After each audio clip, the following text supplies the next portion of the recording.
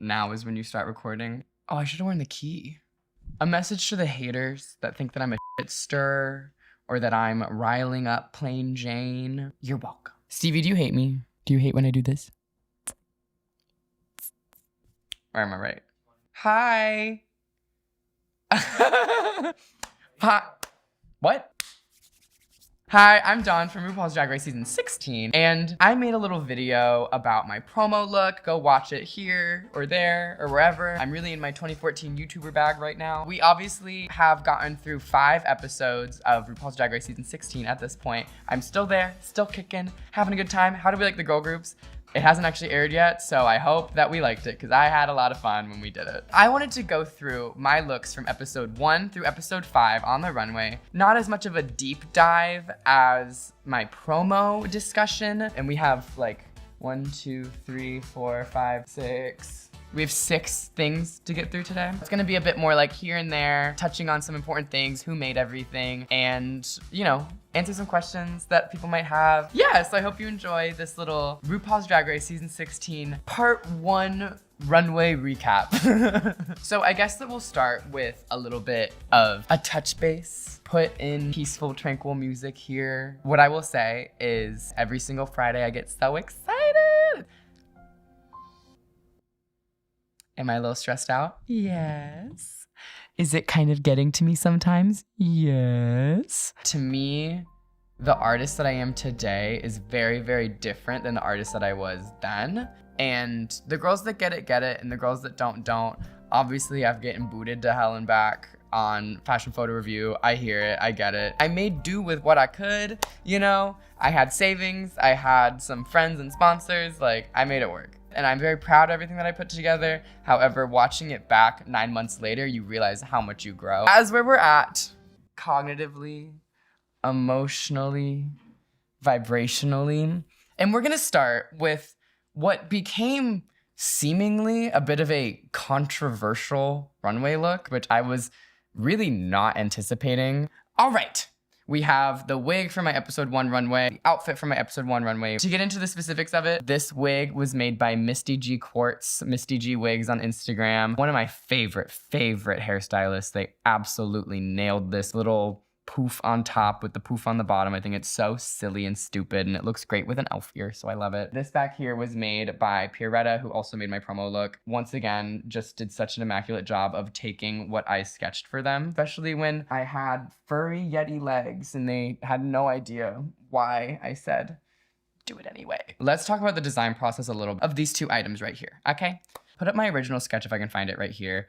Started a couple months before I actually even got the call for Drag Race. I knew that the process of getting ready was going to be short and it was going to be arduous, right? So I kind of wanted to start thinking about what I knew was coming. Entrance look, top 4 runway. Episode 1 is usually like a sort of show us your favorite drag, signature drag, or at least that's what they've been doing recently. You know, stuff like that you know are coming, so you can kind of start thinking about it. So this, I actually started thinking about January, February of 2023, and it started as a sketch in my notebook. This is a perfect representation of my drag. It has this great cheetah print on it, which I also don't think bred on the runway, which is unfortunate. It's very chic and like clean, while also being a little much. The long arms are something that I've been doing for years. Especially for the first episode, I thought it was so representative of me. So I love this outfit. The black and white, I'm very graphic like that. A little mix of cheetah print, call it cute. And then just this pop of purple skin with this purple gorgeous wig. Like, I just thought it was the perfect representation of my drag. However, here's where this, okay, got kind of lost to the actual runway. I thought it would just be a signature drag runway. And so I said, okay, let's do this kind of graphic, animal print, whatever. And then we get the challenge and it's reveal yourself. And my hard-headed was like, I'm doing this runway and we're gonna figure out how to make it into a reveal. And so instead of actually conceptualizing anything conceptual or that made sense, I said, okay, we have fur. We have something kind of like wintry, you know, like, oh, purple skin, I'm cold. Okay, what if I come out and I have this big monster hood on? It's like I'm a monster. And then I take it off and it's like, just kidding, I'm pretty. Like, there was no concept, there was no thought behind it at all. And I have to stand by that decision. I completely understand where people are like, I mean, you looked fine, but like, what's the reveal? You took off a coat and you were a monster. Now you're not a monster. I kind of spun it into this like Bride of the Abominable Snowman, blah, whatever. Yeah, that was me grasping for straws just a bit. However, because of all the reasons that I described with the way that this runway in particularly made me feel and came about, it is one of my favorites. I absolutely love this runway. Would I make changes to it? Absolutely. But this felt like a very chic, pared down first episode. There's more to see of me way of doing Dawn.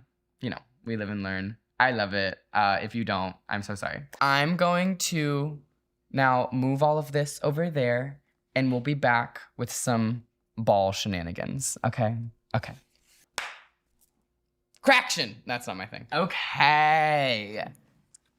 Let's get into episode 3, all right? We have the mother of all balls. We have Mother Goose over here. We have Significant Mother over here. And we have Mother Father right here, all right?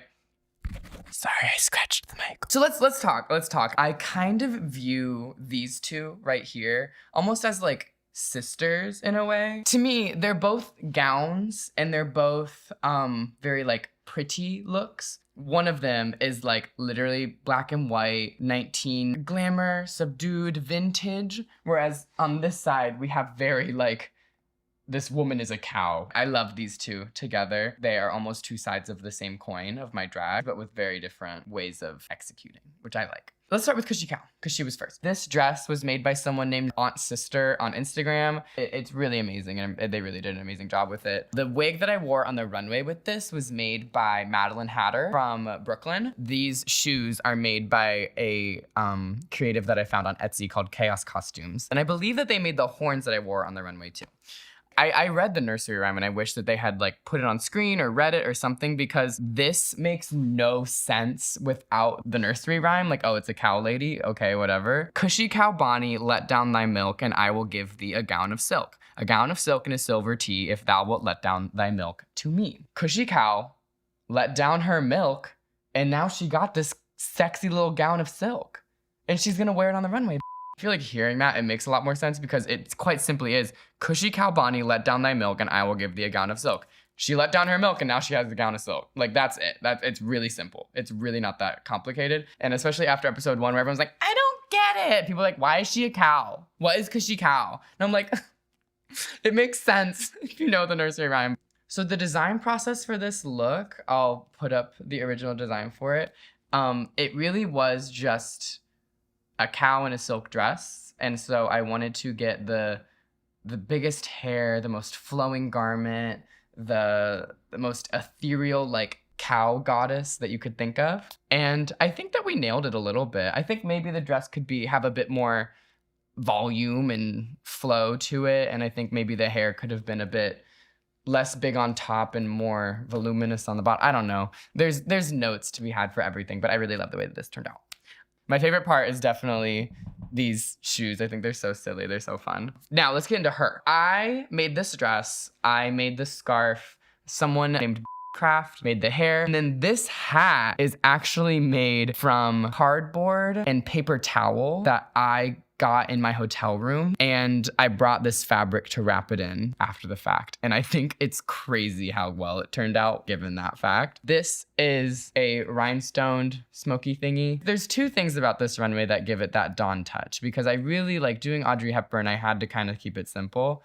But I think there's two things about this runway that really give it the Dawn touch. It's this feather popping out the end, and then it's the hip cutouts in the dress. I think that that's really kind of like what elevates it to that Dawn moment and not just Audrey Hepburn. Hi, Editor Dawn. I'm editing back all of the Audrey stuff right now, and I did not talk at all about my main inspiration in the look. I'm just gonna put up on the screen right here. This is a recreation of something that Audrey Hepburn actually wore. Knowing that I was doing Audrey Hepburn, I thought about just designing something new, but she is so classic and she's so specific that I felt like that would not be received well. And so I went for finding something from her past that would suit my aesthetic to the best. And yeah, I really love the way it turned out. We also have her, but to be so honest with you, I hate her. I can appreciate it for what it is, you know, like I made this corset top. I think the pops of color and the color story is really great and gorgeous. These boots are fun. But we're just gonna push past this one a little bit. I love this look. I think that it represents a different side of my drag that you hadn't seen yet. You know, that kind of like thigh-high boots to her from Brooklyn. Moving on from the mother of all balls, we are gonna keep it pushing into Cher. So here's my Cher hair. I cut it up and used it for press week. Yeah, so we're gonna bring her out because this is the hair that I wore for Cher.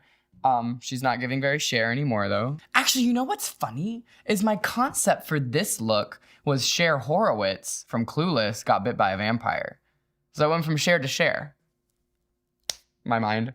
All right, Night of 1,000 Cher, baby. Okay, so should I talk about Alien Cher? Do you not remember Alien Cher? Blue skin Cher. And then I asked so many people about it and they said, no, girl, that I didn't. I kind of wish I did. So my main inspiration for this look was that I found this black and white image of Cher in this beautiful like bubble fur coat. I wanted to do that because I knew that most people would be doing like feathers and jewels and sparkly. And so I wanted to do fur because I thought that would look nice. But also because it was black and white, I could like play with the color a little bit. And so I originally, and I'll put it here, in my design process originally, I wanted to go full Alien Cher. Like make the runway look, like if you put it in black and white, it would look exactly the same, but not in black and white. Blue skin, green and pink coat, like just full like Eda birthing threw up on Cher. Watching it back now, like I kind of wish I had. People hated this look, so like if they're gonna hate it, at least like give it a good reason, like make it fun. Well, some people hated it. This is a very divisive one, I will say. I love it. I think it's sickening. Yeah, Alien Cher, I don't know. Sound off in the comments. Let me know if you would have liked to see Alien Cher on the runway. Anyway, so let's talk about who made this stuff. This is a black human unit from Amazon. I think Amanda has like a custom one, and I just said, it's not in the budget, baby. No.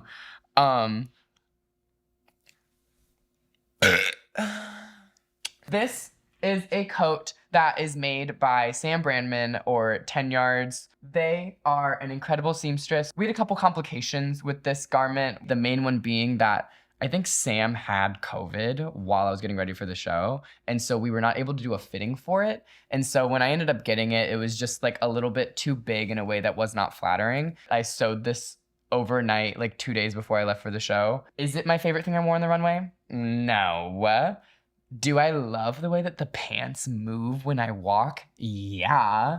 Do I think it's low-key giving like Lorax? As if this isn't giving Lorax already. This is giving Lorax, baby. A couple questions, one of which being, girl, what the f is going on? This doesn't look anything like Cher. I wasn't trying to look like Cher. I'm so sorry. I think if I'm on a show where I'm tasked with presenting my aesthetic, I don't want to look like Cher. I want to look like Dawn. And so I did my best to put Cher through Dawn's lens. Another question, why no bangs? I had bangs on set and I did try them on with this look, you know, just like a little clip on. My makeup is so big that a bang just doesn't really work unless it's like a micro bang. And the girls really showed the f out for Cher. That was a gag. Like being there and seeing that, I was like, these aren't around. Moral of the story is that Cher was a bit of an uphill battle for me because I just don't think that Cher's aesthetic naturally aligns very much with mine. I am very proud of the way that I brought Dawn to Cher. I think that this color palette is not very Cher at all, but I think it's very Dawn. I think it's very chic and I think it's very fun. And because it's a black and white picture, baby, color it in however you want to. I love her. I love Cher. And the pictures I posted on Instagram, fierce.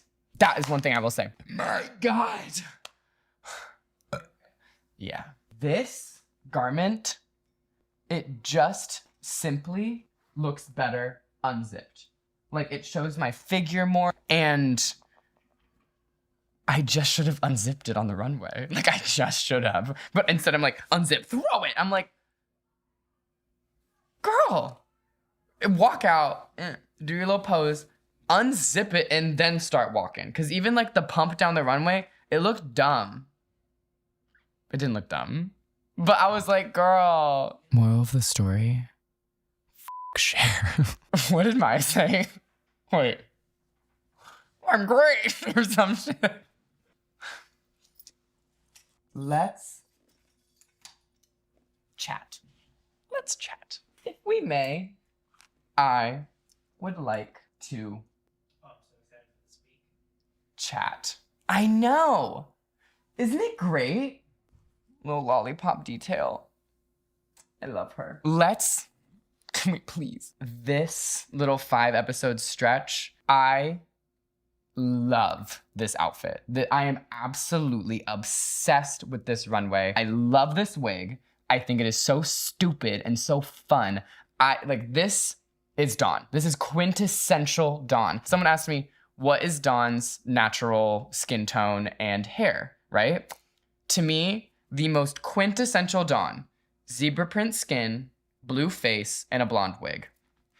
I think a lot of these runways, they have this almost kind of nagging quality about them where they're gorgeous, but they just are missing something. Not to say that any of them are bad. I love all of these runways, but like a year later, retrospectiving on them, I see that like there's something missing. And what I love about this runway is I don't think there's anything missing. I think that this has everything it needs. And I think part of that is because, especially after Cher, I just was feeling insecure about the level of drag that everyone else was bringing because it was so big, right? And it was so feathered and sparkly. And I just like, that's not what I ever did in Brooklyn because like, no shade to Brooklyn, but that's not what you do. It's not necessarily like show up in the biggest, most extreme rhinestone thing that you've ever seen. And I remember Amanda telling me, you already look great. Now imagine if it was sparkly too. Like something really like struck a chord with me there. When I tell you, this had nary a rhinestone on it when I got to Drag Race. Up here in the shoulder, there were some kind of like dark red rhinestones, but I absolutely went to town with rhinestones. Like, this is the one where I'm gonna get into each of these pieces, okay? First of all, this garment was made by a designer in Brooklyn named Aldrian. This is one of the few runways that I brought that was not entirely designed by me. I gave Aldrian an inspiration sketch and went to town creatively on it. Denim skirt with just so much on it. Keys and puffballs and orange and fur and leather, and there's just so much to look at on it. And then this is kind of like an alien asymmetrical sweatshirt, right? Here's the little top that I wore underneath. My intention with this was that everything was already so busy with like the different animal prints and the asymmetrical and the big shoulder and the long sleeve and everything going on down here. I was like, that's enough. It doesn't need any more. And the thing that I think that this runway has that the others were missing is that it's just embellished to there's an attention to detail and intention behind it that I think is what sets it apart. On the back, I didn't just want to rhinestone it. I had a peace sign, little alien head, hearts, and then down the arm, I made it say Dawn. Can you see that? Isn't that fun? Dawn. And then here, like on the back, smiley face. I think there's a heart on a pocket. Yeah, just very like intentional details, not just rhinestone it, you know? Like I wanted it to look like whatever alien teenager that owns this just was having a silly, goofy time with it. I think it's those details in there that make this look so visually striking to me. Because like, honestly, like there aren't things on these that I could zoom in and show you really. Maybe the puffball zipper was a very intentional choice. Actually, I think this one might be a different case. I think Cushy Cow kind of is fine. She's sick. Even this one, I think a lot of the detail in this came down to the cheetah print that ended up getting washed out on the runway. This is not a dig on myself. This is just a creative retrospection on my drag a year ago. I am much, much more detail oriented now, and I think that this is representative of that. Sorry, Skitty, excuse me. I also want to talk about her a little bit. Because she is so goofy. I just love her. This is quintessential Dawn. Why is this on my head? I don't know. Why not? A lot of my drag is about joy, and it's about like really not thinking too hard about things, because my whole life is intellectualizing and thinking too much about my feelings and thinking too much about what people think of me and thinking all the time. And so drag for me is a way to stop thinking. Just have fun. Why wouldn't you want a plume on your head? Because I do. I have one and I love it. I think that, you know, to each their own, because some people have very specific rules with which they do their drag. And I just simply am not one of those people. And that's part of why I love drag so much and why I love being a creative in drag and a professional drag queen now. I just like to have fun. And if there's ever something in my drag that you don't get, or you're wondering, why did she do that? I probably thought it was cool or want to have fun. I can trace that back to any single one of these. And I think that's a very important part of who I am. I guess that has been a full retrospective on episodes 1 through 5 of RuPaul's Drag Race Season 16 with me, Dawn. Reveal Yourself on episode 1, Mother Goose, Significant Mother, and the Mother Father Ball on the Mother of All Balls on episode 3, Night of 1,000 Chers on episode 4, and Pussycat Wigs on episode 5. Before I let you go, I am going to rapid fire some Q&A that I got. What came first, the ears or the makeup? The makeup came first. I don't know how I found the elf ears, but the thing is that like I don't care about being like an elf. I care about the way that like aesthetically, I like the way it changes the shape of my face and the shape of the silhouette of my makeup. So my fave runway look from episode 1 through 4, Cushy Cow. Absolutely Cushy Cow. At this point in filming, what outfit had you gagged the most? The pumpkin. The pumpkin! Did I know I was gonna look so cute? No, honestly, the reception to my attractiveness or not attractiveness on television has been very strange for me, because I've never considered myself a particularly attractive person. Fave mug from any of my runways. To be honest, watching back, I'm not obsessed with any of my makeup, really. Like, I think I've changed a lot in the past year. But I'm gonna say my entrance look. I really like that makeup. How did I change my makeup so well between looks challenges? Baby, talent. Mirage's elimination was awful. One of the most emotional things I've ever experienced.